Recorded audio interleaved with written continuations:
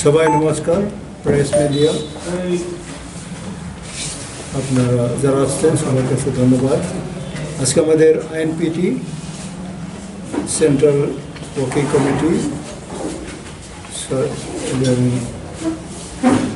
আমাদের কর্মচারী, student, women, young group এবং আমাদের যত এখানে যারা মেম্বার যারা আসছেন, আমাদের এটাই ইস্যু যে আমাদের মেইন ইস্যু যে এডিসি ইলেকশন পুনরায় এটাকে তারা এক্সটেন্ড করলো আনাদার 6 মান্থ। এটার ব্যাপারে আইএনপিটি এর সাথে আমরা খুব দুঃখিত এবং এই কারণেই যে 6 শিডিউলে প্রভিশন আছে এটা আমরা জানি, কিন্তু নর্মালি একটা টার্ম তারা করার মধ্যেই এই ইলেকশনটা করা উচিত ছিল। এটা এই স্টেট গভর্নমেন্ট এটা ঠিক মতো তারা এটা অনার দিতে পারে নাই আমাদের অবজারভেশনে। কারণ একটা টার্মের মধ্যেই তারা ইলেকশন করা উচিত। কোভিড-19 করোনা ভাইরাসের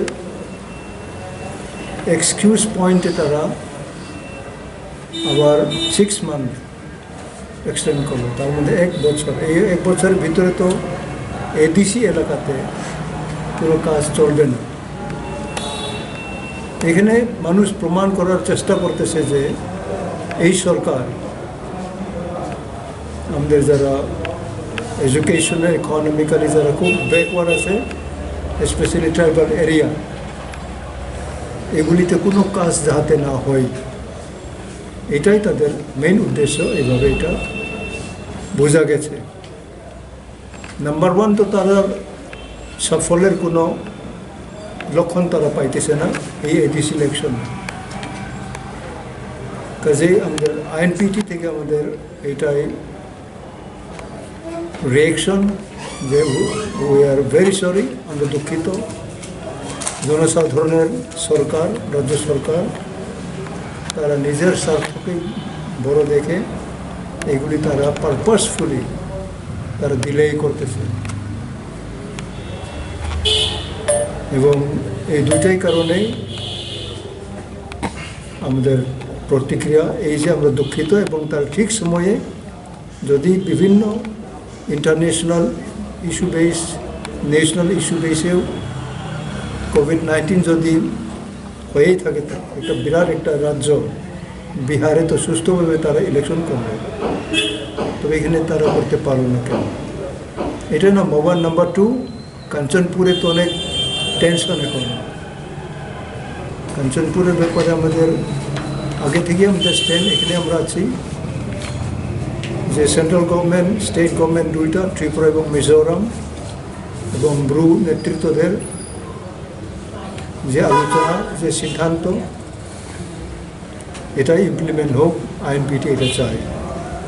আমাদের নতুন সাজেশন, নতুন ওপিনিয়ন করার কোনো এখানে স্কোপ নাই। আমরাও চাই যে ব্রু নেতৃত্ব যারা দিতেছে তাদের কী প্রবলেম আছে এবং স্টেট গভর্নমেন্টের কী প্রবলেম, সেন্ট্রালের কী প্রবলেম আছে, এটা তারাই জানে। এবং জনসাধারণ as a whole in general আইএনপিটিও আমরা বলি যে ঠিক আছে, আমাদের ব্রু যারা ডিসপ্লেস হইতেছে তাদেরকে সুন্দরভাবে পুনর্বাসিত করা হোক ত্রিপুরাতে। এটা আমরা কোনো সময় এটা আমরা অপোজ করি নাই যে ত্রিপুরা আগরতলার মতন একটা জায়গাতে প্রত্যেক বছরে 40,000 হইতে 50,000 নতুন রেশন কার্ড দিয়েই থাকে। এটা প্রশ্ন কেউ করে না। যখন রিহ্যাবিলিটেশনের একটা প্রশ্ন আসলো, বিভিন্ন চক্র আছে যারা এইসব চক্রান্ত করে যাতে ঠিকভাবে ইমপ্লিমেন্ট করা না হয়, এইসব দিকে অনেক লোক কাজ করে। স্পেশালি রুলিং যারা ফরেস্ট ডিপার্টমেন্টে এবং রেভিনিউ ডিপার্টমেন্টে যারা কন্ট্রোল করে তাদেরই একটা অংশ এইসব কাজকর্ম করার নিশ্চয়ই আছে। যদি না হয়তো জায়গার কেন প্রবলেম হবে, সরকারও জানে, সেন্ট্রাল গভর্নমেন্ট জানে, স্টেট গভর্নমেন্ট সব বুঝে যে তাদেরকে পুনর্বাসন দেওয়া হোক। এইসবের পরেও এখনও একটা পরিবারকেও দেওয়া হইতেছে না। 100 crore সেন্ট্রাল গভর্নমেন্ট এটার জন্য ফান্ড দেওয়া আছে।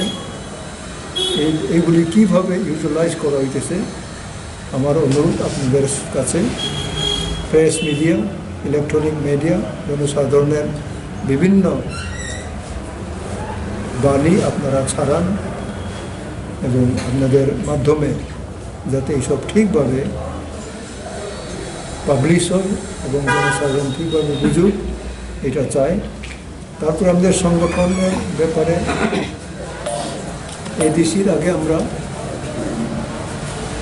বিভিন্ন রিজনাল পার্টিদের সঙ্গে আমাদের আলোচনা আছে। কোন রিজনাল পার্টি কত দূর আগালো এটা তো আমরা সাব্যস্তর আগে তো আমরা অগ্রিম এগুলি বলতে পারি না। আমাদের মতে এইসব ঠিক সময়ে এই মাসের ভিতরেই আমাদের ফাইনাল সিট সহ শেয়ারিং হোক, মার্জার হোক, যে কিছু হোক, এই নভেম্বরের মধ্যে 2020 নভেম্বরের মধ্যে আমরা এটা ফাইনালাইজ করতে চাই এবং তারপরে আমরা সবাই মিলে আমরা কাজ করব এবং আমরা অগ্রসর হব। আজকে এইসবের পয়েন্টের উপরেই আমাদের শেয়ারিং এবং যারা বক্তব্য রাখছেন এইসবের ব্যাপারেই বক্তব্য রাখেন এবং আমাদের যা চিন্তাধারা আমরা ওই কোমর আছে, এখানে কোনো রকম আমাদের ডিফারেন্সেস নাই এবং আমরা আপনাদেরকে অনুরোধ করব আপনারাও যাতে সঠিক পথে আমাদের এই ডিসিশনটি যেটা আমরা আউট করতেছি এখন এইসব জায়গায় ঠিক জায়গাতে আমরা সুযোগ পাই। থ্যাংক ইউ, ধন্যবাদ।